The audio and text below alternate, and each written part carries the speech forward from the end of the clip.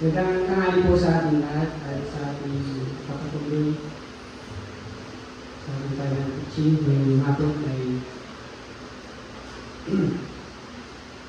sa preview po rin ng mga pangaral ng salita sa mga harapan.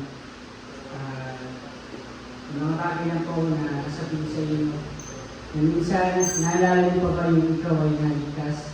Paano ka naging nalago? Paano ka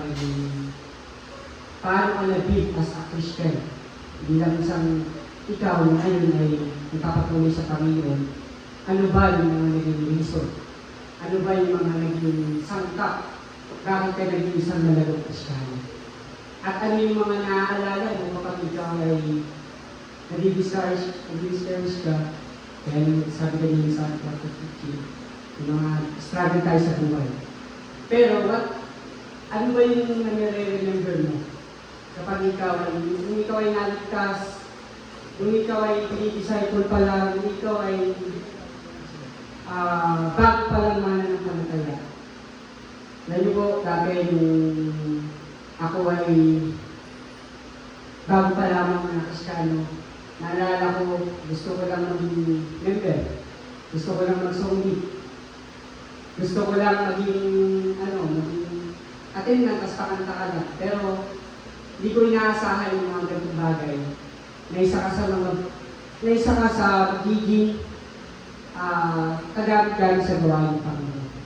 At ikaw, tayo, ano ba yung nare-remember mo? Ito ay hindi ka paligtas. Bakit ka ba rin malago sa Panginoon? For now, pag-aaralan natin, it's about mamaya, ano ba yung title natin pag-aaralan? Bago po lahat, tayo rin kumain na. Nag-usap po tayo sa salita ng Diyos. Romans chapter 10, verse 14 to 17.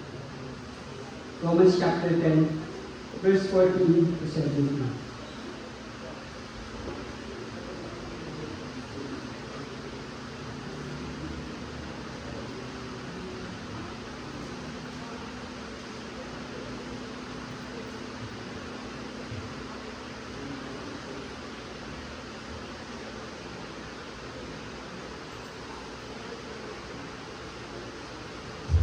Sino po kayo sa inyo?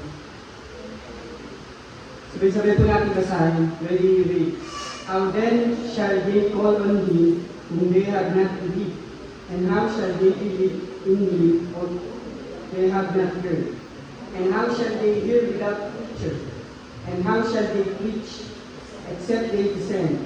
As it is written, how beautiful are the feet of them that preach the gospel of peace and bring glad tidings of good things. But they have not all obeyed the gospel. For Isaiah said, Lord, who hath believed our report? So then, nailing and hearing by the word of God. Let's pray. Manaming Diyos na nasa langit, salamat po Panginoon sa tangaling ito. Hindi po kami nakapatawaran sa aming mga nagawang kasalanan at kailangan po Panginoon ng mga puso't isipan sa pakikinig po ng salita. Patawad po Lord kung may mga pagkukulang mo po kami, kung minsan po ay may mga pagkukulang kami sa inyo. Lord, alam po namin yung minsan po kami. At sa aming pag-aaral ng salita, bigyan po kami ng seminary sa buong-ali po. At yun po maitaas Panginoon sa mga oras na ito. Kung ang sa kanila, salita mo sa Panginoon sa aming sa Pagkitas TV. Kami po maaga po tayo maupo. At ang title po ng aking pag-aaral yung tangalan ito, important points to remember in evangelism. Ano ba yung mga dapat natin alalahanin? Diba tayo na-evangelize tayo ay mananampalataya. Diba kanina, pinag-aralan natin ang pakanina, assurance of salvation o security natin sa pamamagitan ng ating Panginoon sa Kristo. But now, pag-aralan naman natin yung naging resulta kung ito ay tumanggap kay Kristo. At sa mga bagay na yan, ganyan din yung gagawin natin, sa mga disciple natin, sa mga evangelize natin, sa mga babagyan natin yung salita ng Diyos. Kaya ako kanina, alam niyo po dati ng mga bata kami, naalala niyo ba yung laro ng Tamagotchi? Diba? Sino nakaalala niyo? Yung Tamagotchi, yung pinapalaki mo yung diba? May maliit lang na buto, tapos nabutan niyo ba? Kami lang nata nakakabot nun eh. Yung kung lang siya, maliit lang siya ate Alice nila. Yung, kumbaga papalakihin mo siya hanggang sa maging okay siya.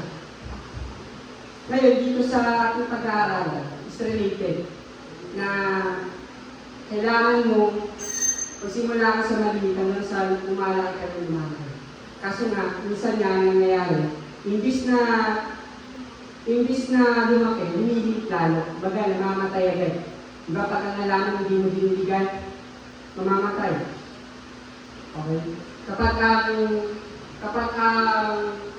hayop hindi mo nalagaan, mamamatay. Diba? Kaya nga gusto may Tamagotchi dati, nagano kami, talagang tultuwa kami pag nakikita namin yung, nagano na siya, tumalaki na siya, nabiyak yung itlog. Nagkaroon na siya ng ano ba yun, dyan?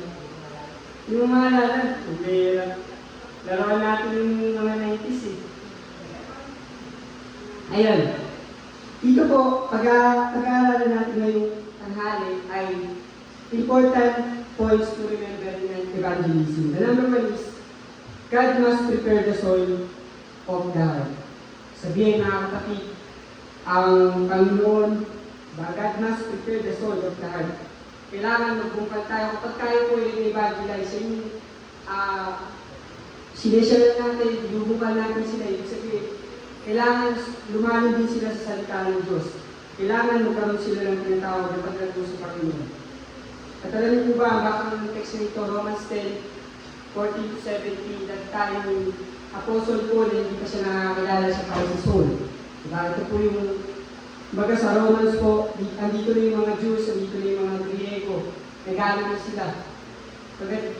Andito yung mga mananampalataya, mga Griego, mga Romano, okay, mga Jews, sama-sama sila dyan. But dito, makikita natin dito sa verse 10-17, Romans chapter 10, verse 14, makikita natin dyan yung paano nga sila magsisitawag doon sa hindi nila sinasampalatayanan. Kaya paano sila mabubungkal, paano sila magkakaroon ng pagbukas sa kanilang mga puso kung ikaw, hindi tayo magbabahagi ng salita ng Diyos. Diba napakasimple na magbigay ng tracts. Ako nga kahit sa pag-rider ko, nagbibigay pa rin ako ng tracts. Ang ginagawa ko, habang nagbibigay ako ng shower cup, may kasama ng action. Pag hindi nangyayari ng shower cups, ng tracts. Yun lang yung nangyayari. Kaya, pero pagka hindi naman sila nangyayari ng shower cups, nakakatipid ako. Diba? Wala akong gasto sa shower cup. Pero niya ako nakita sa Facebook, sabi, binibili pala itong shower cup nito. Kala ko, free lang doon sa mga hubs.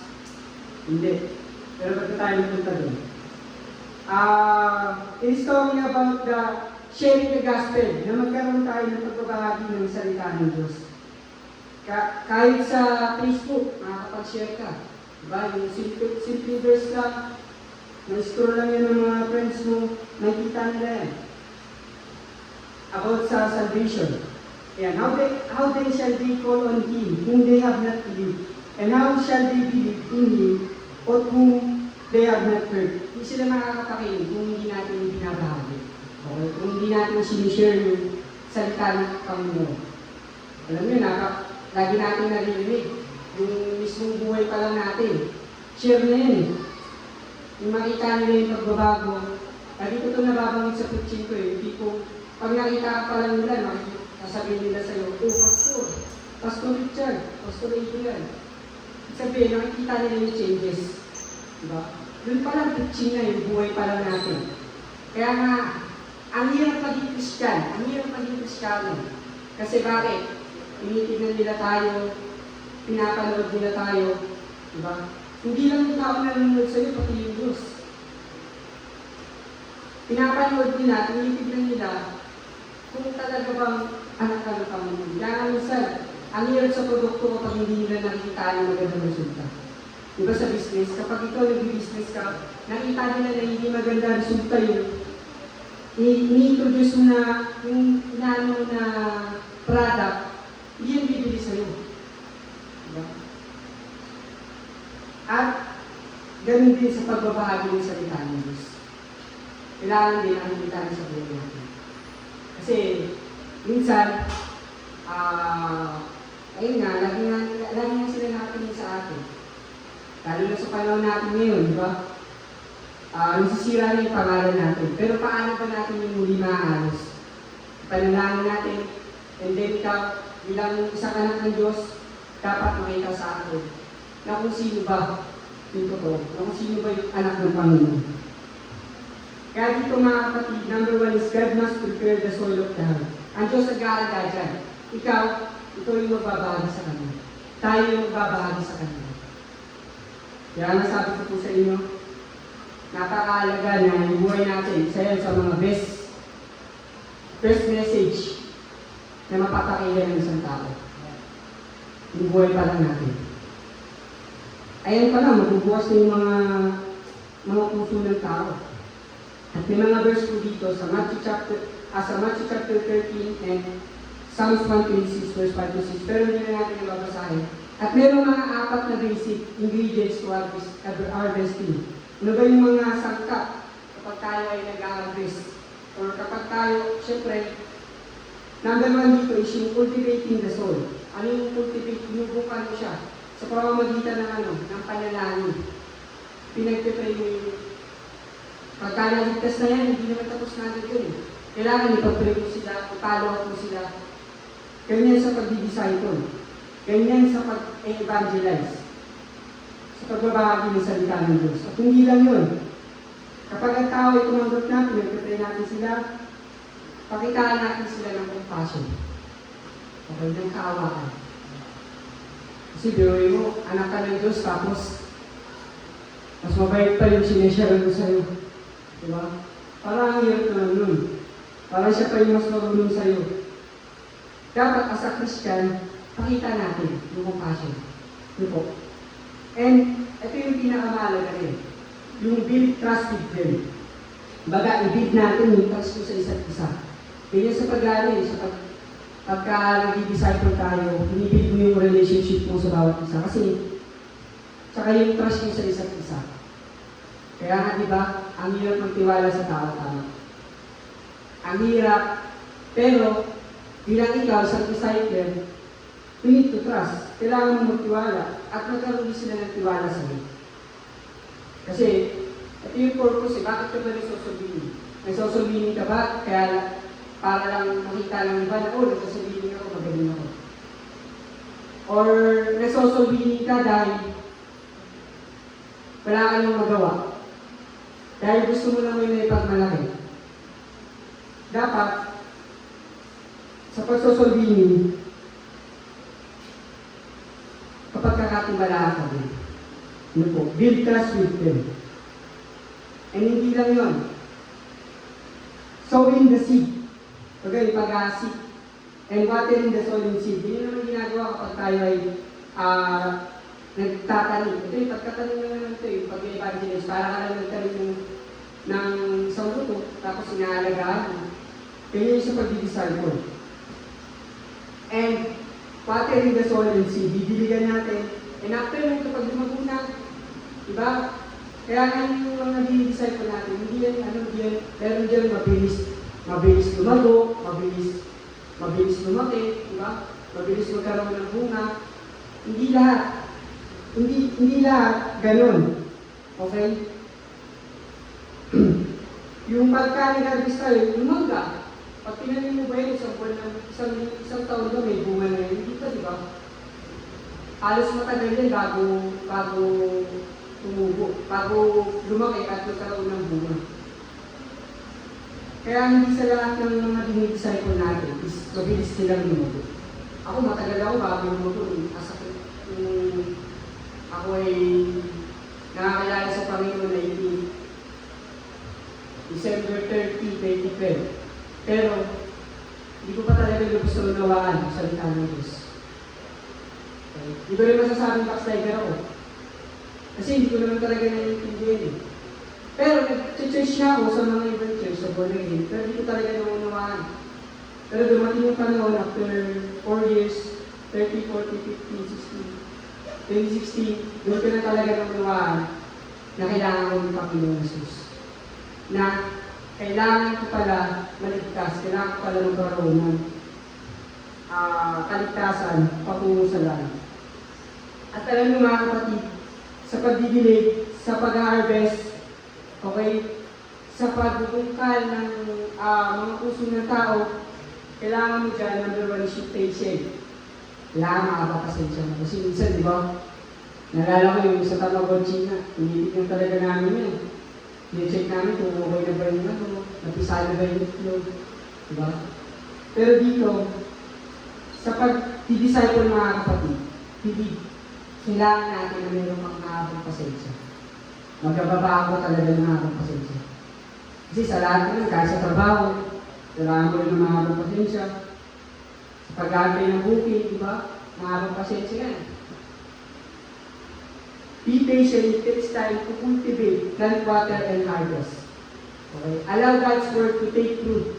Kaya natin yung salita ng Diyos sa mga sa kanila. Kasi darating din ng panahon. Marirealize din nila yun eh. Diba? Marirealize din nila na, mali ako. Okay, kailangan ko pala yung salita ng Diyos. Allow God to open the person's heart. Kaya mo yung Panginoon yung Diyos. Okay.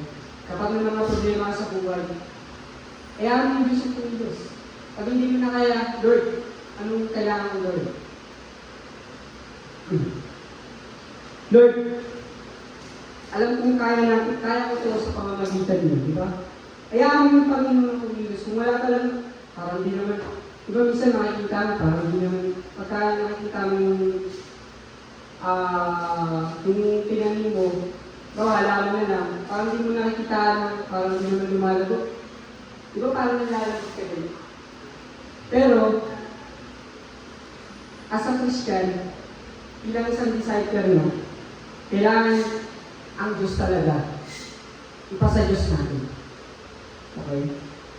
Minsan, parang walang magbabago. Alam ko dati, yung mga nag-disciple sa akin, parang nawalan din sila ng pag-asa siguro. Siyempre, parang wala namang pagbabago, parang wala namang nangyayari.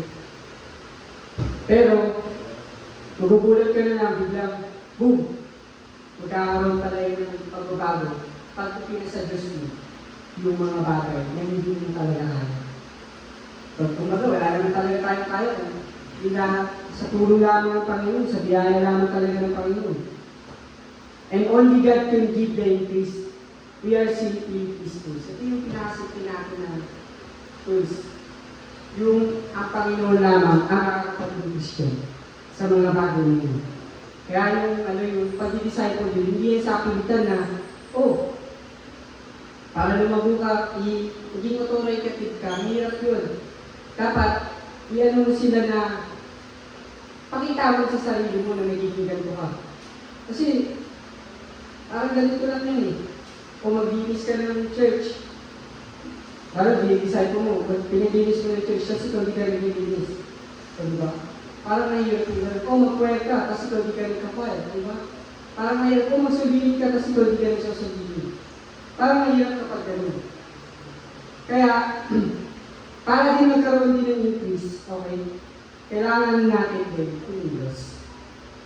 And number 2, na kailangan natin alalahanin, the real solviner is the Holy Spirit, hindi ikaw. Okay. The real solviner, kasangkapan lang tayo na ginagamit ng Panginoon.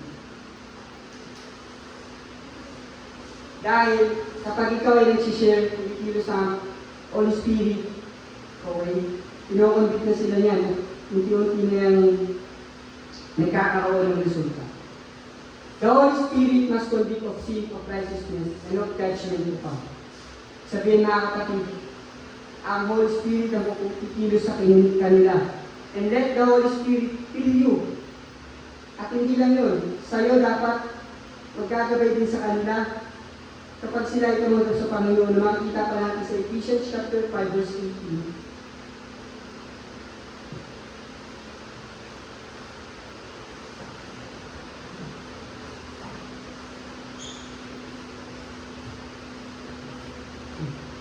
And be not drunk with wine, wherein is excess, but filled with the Spirit.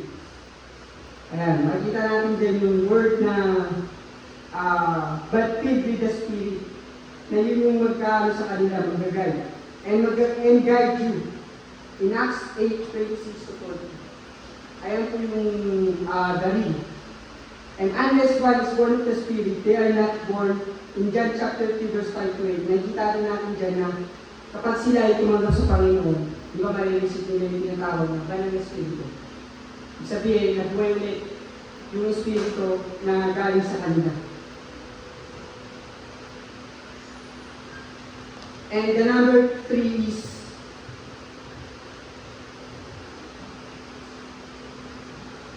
the power is not persuasiveness but the word of God. Okay? Pangatlong i-remember natin kapag dating po sa evangelism issue. Remember, the power is not your persuasiveness. Hindi yung pag-convince mo. Hindi yung kailangan pilitin mo. Okay? But the power of the word of God. The instrument the Holy Spirit used to bring people to Himself is the Bible. In Hebrews 4:12, then po, makikita natin yung sa Hebrews 4:12, pinapaliwanag dyan yung espada. Okay, na may dalawang talim. Ang baga dito sila, talagang tatamaan sila. Kaya nga tayo, kung nakapakinig kami sa salita ng Diyos, di ba tinatamaan tayo? Ang isa, pinapasa natin sakit. Yung sakit mo, nag-iisip ka nun. Yung bulus yan, no? Hindi mo na lang i-claim hindi mo na lang i-claim na para din natutuwa. Diba? Kasi minsan may mga gano'n tayo naisip na hindi natin matanggap na mali tayo. Pero mali nyo talaga. Ginagawa pa natin is pagtatakpan natin. Pero pag ang Bible, ang salita ng Diyos ay umano na sa puso mo, talagang niliwain ka bigurugin ka. Alam nyo, hindi na pagiging broken hearted ang bigurug sa'yo. Hindi yung salita ng Diyos.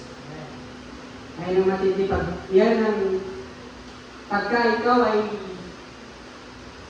isang anak ng Panginoon, okay lang sa'yo na tamaan ka ng salita ng Diyos. Hindi mo na kailangang magdalawang isip pa. The Bible is the sword of the Spirit. Makikita pa natin sa Ephesians chapter 6 verse 17. And makikita natin dyan yung kanina natin nabasa, faith belief only comes as one. First hears the word of God. Faith comes by hearing and hearing by the word of God. Okay? Yung pananampalataya natin, hindi yan ang galing sa mga gimmicks, okay? Sa mga manipulation, emotional, services. Ang kaligtasan ay hindi lang pagka umiyak na, ligtas na agad. Diba, minsan nagigibiro natin, umiyak, ligtas na yun. Hindi natin na, baka nadala lang pala ng emosyon, diba? Siyempre, ikaw ba naman? Sino ba naman giiyak? Pupunta ka sa impyerno. Diba? Iyak ka talaga yun. Pero hindi dun Hindi dun yung kaligtasan, hindi dun yung pananampalataya. Hindi sa clinic, hindi sa emotional services, sights and wonder na magpakita ka ng maraming himala. Okay? Kundi ang pinakang sagot talaga para sila ay makapakinig ng salita ng Diyos, ikaw at ibahagi mo yung scripture, yung word of God. And number 1 po is God must prepare the soul of the heart, and remember din natin yung the real soul winner is the Holy Spirit, and the power is not your persuasiveness but the word of God. And the last but not the least is the new birth will evidence itself by new life. Ang bagong kapanganakan ay magpapatunay mismo sa pamamagitan ng bagong buhay. Kaya nga mga kapatid, yung 2 Corinthians 5:17, if any man be in Christ, he is a new creation. All things are passed away, behold, all things are become. Nakikita natin doon na kung saan ito ay ligtas ka na, tumunod ka na sa Panginoon, kung totoo kang ligtas, ay meron ka dapat ng pagbabagong buhay. Kaya nga question yourself, tanong natin sa sarili natin na hindi naman habang buhay is lahat na nabago sa iyo. Kalungin mo din ang Panginoon, Lord, may dapat pa ba akong mabuhay? May mga babaguhin pa ba ako sa buhay ko? Kasi kahit matagal tayo mananampalataya, marami pa tayong kailangang pagdaanan. Okay? Kahit na napakatagal mo ng Christian, ako, nagkaw na ba ako? 2016 ako bumalik dito. 2024 na ngayon, 8 years, tagal na. Diba? Kahit sa 8 taon ko na ng pag-aaral, marami pa rin akong kailangang pag-aralan. Marami pa tayong kailangang pag-aralan. Marami ka pang dapat baguhin. Diba? Meron pa tayong kailangang baguhin. Di porkit narinig mo na yung verse na ganito, ay, alam ko na yan. Ay, English yun eh. Ay, lagi yung tatandaan, ang salita ng Diyos, lagi yan bago. Lagi yan meron kang mapupulot na aral ng Diyos. And ako, the new birth will evidence itself by new life. Alam natin yun, yung new birth, mag-i-start na dyan, yung magkaroon ka ng little by little, diba? Little by little, every day, diba? Little by little, every day. Jesus is changing me, diba? Pagka magkaroon, little by little, magkakaroon ka ng changes. At kahit matagal ka na Kristiyano, kailangan pa rin ng changes. Kasi minsan, nagiging matigas na yung ulo natin. Kapag habang tumatagal, ay yung realidad yung nangyayari. Nagiging matigas yung ulo natin, nakakalimutan natin na ang result ng pagiging ipinanganak muli ay meron bagong buhay. Kaya alalahanin natin yung palagi mga kapatid. Where there is birth, there is life. Kung saan ang panganakan ay mayroong buhay. Nung tayo ay pinanganak ng Panginoon, natanggap natin yung tinatawag na kapamilya receive. Na someday, darating yung araw, isasama-sama tayo sa langit. Kaya nga tayo, magkakapatid tayo sa Panginoon. Kaya rin natin narinig yung word na kailangan magkaroon ng pagkakaisa. Normal sa pamilya na nag-aaway-aaway, di ba? Normal sa pamilya na hindi nagkakaintindihan. Normal sa pamilya na mayroong iyakan, mayroong tawanan, mayroong sigawan, di ba? Pero, laging isa lang din ang pupuntahan niya. Kailangan mo mag-ayos. Kaya dito, iisang pamilya tayo, a family receive. Okay? And a family name is received. Don't be ashamed of the name. Huwag natin ikaiya ang pangalan Christian o pagiging Bible Baptist. Huwag natin yan ikakaya. Pag malaki mo pa, kahit kung minsan nasisira na tayo, nasisira na yung pangalan natin mga Baptistis, manatili pa rin tayo matatag sa gawa ng Panginoon. And hindi lang po yun. Hindi lang yun yung natanggap natin. Nung tayo ay naipanganak na muli, kundi natanggap din natin yung family inheritance. Ibig sabihin, nagkaroon tayo ng tahanan, na napakagandang tahanan. Nakikita natin sa 1 Peter chapter 1, verse 4 to 5. Saan yung tahanan na hindi na nasisira?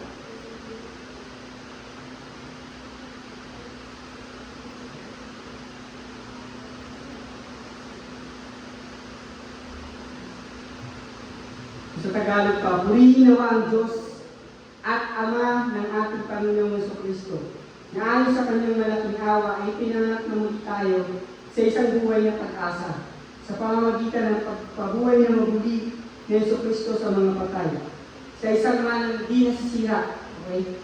At walang dungis, at hindi kumuupas na inilaan sa langit para sa iyo. Diba? Ay, maganda rin.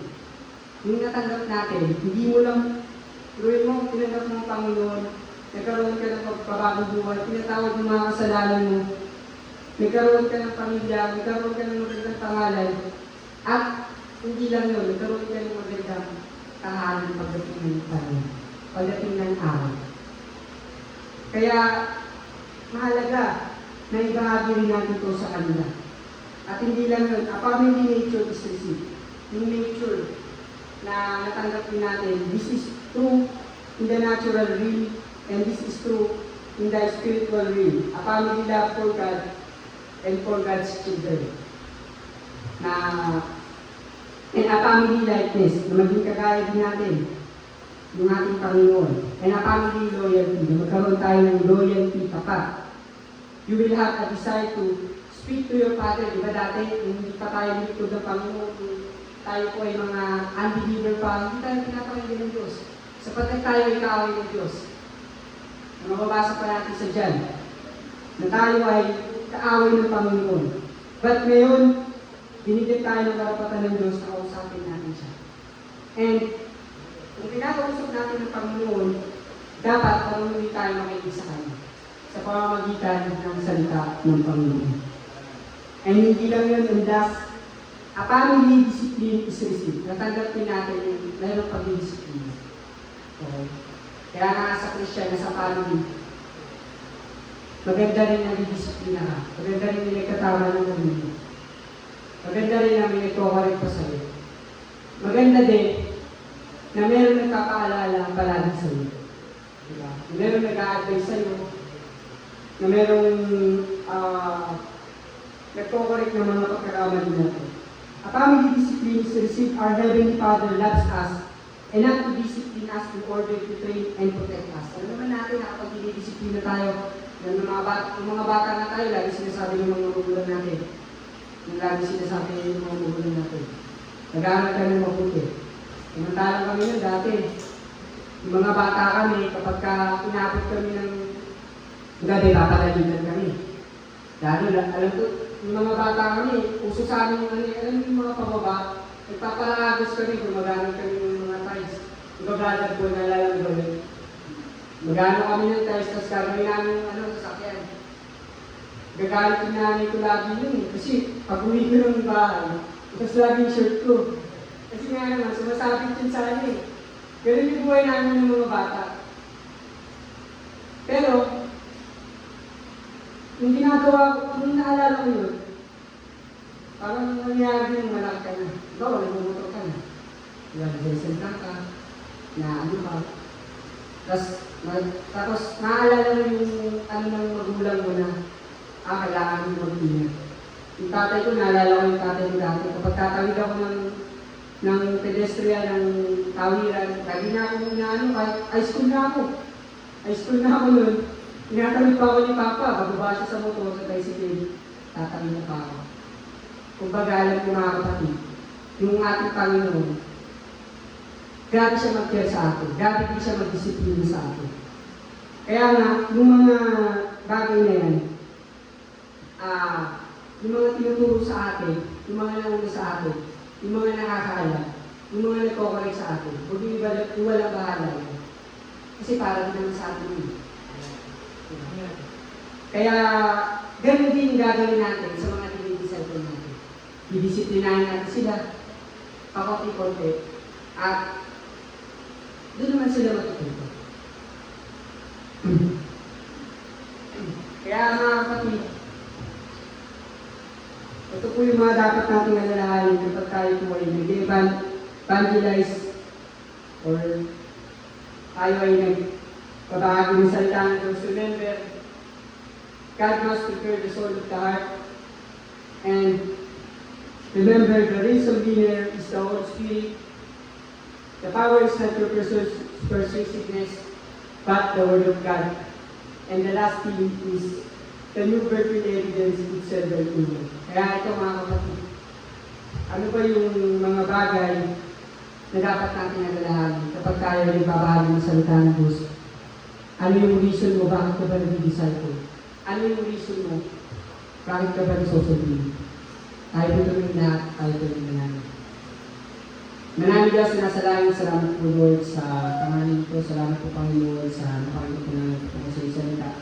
Kung sabi ko, lahat po kami yung mga bagay na ano po yung dapat namin gawin kapag kami po sa sili at ano po yung nagiging resulta. Salamat po Lord, sa ano po papatuloy, ito po siya patuloy na magagawin sa akin. Ito po ang sabi na lang sa mga sa Panginoon ng Diyos sa ito maligtas. Amen. Ito, tawagin po natin si